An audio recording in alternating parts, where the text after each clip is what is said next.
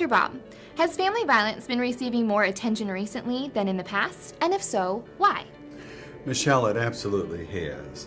You know, in 2013, President Obama, the Republican and Democratic Congress, they all agreed that the Violence Act against women would be reenacted.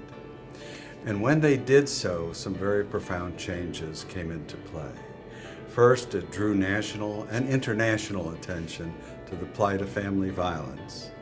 And the Surgeon General of the United States had actually called it to be of epidemiologic proportions.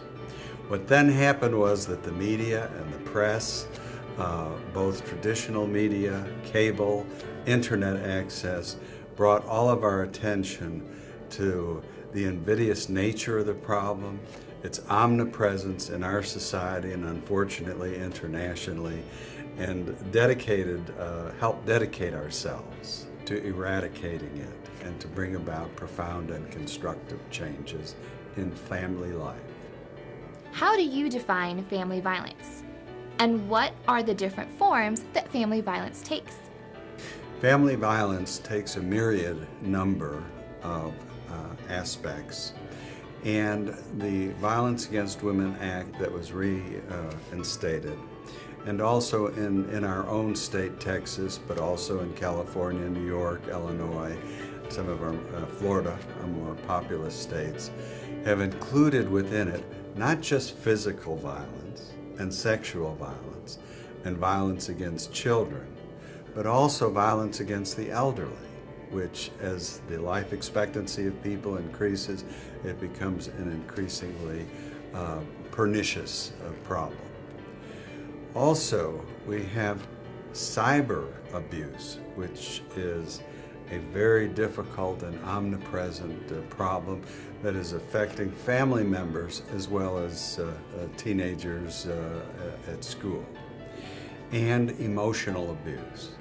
When you open the door to include within family violence emotional abuse and its verbal characteristics, then it causes all of us to be more thoughtful and pensive about how we treat each other in the context of family life. The new definitions of family violence include financial violence. And of course, these matters of significance, not just to the general population, but to our family courts as well.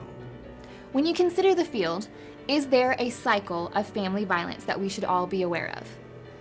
Michelle, there is absolutely, unequivocally, a cycle of violence that mental health professionals, family law judges, and attorneys are aware of. The first is tension building that arises within the context of the family, either between spouses, domestic partners, parents and children, and even siblings. So we have this attention erupting phase where anxiety and stress is creating an ambience in which violence can occur.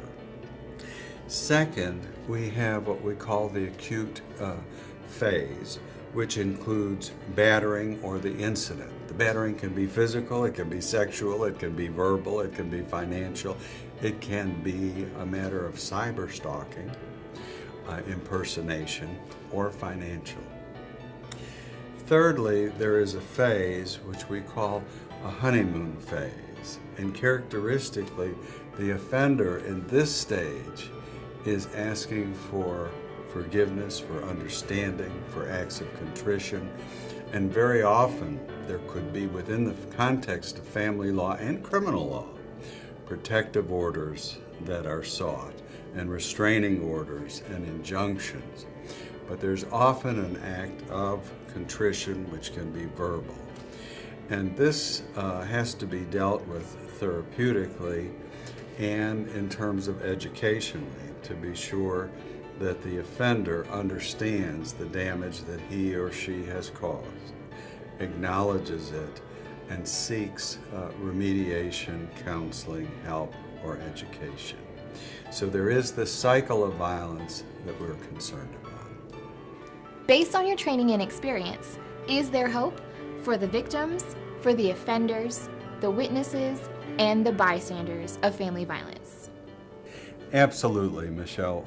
One of the most exciting aspects of society today and living in the 21st century is we have highly trained and sensitive mental health professionals.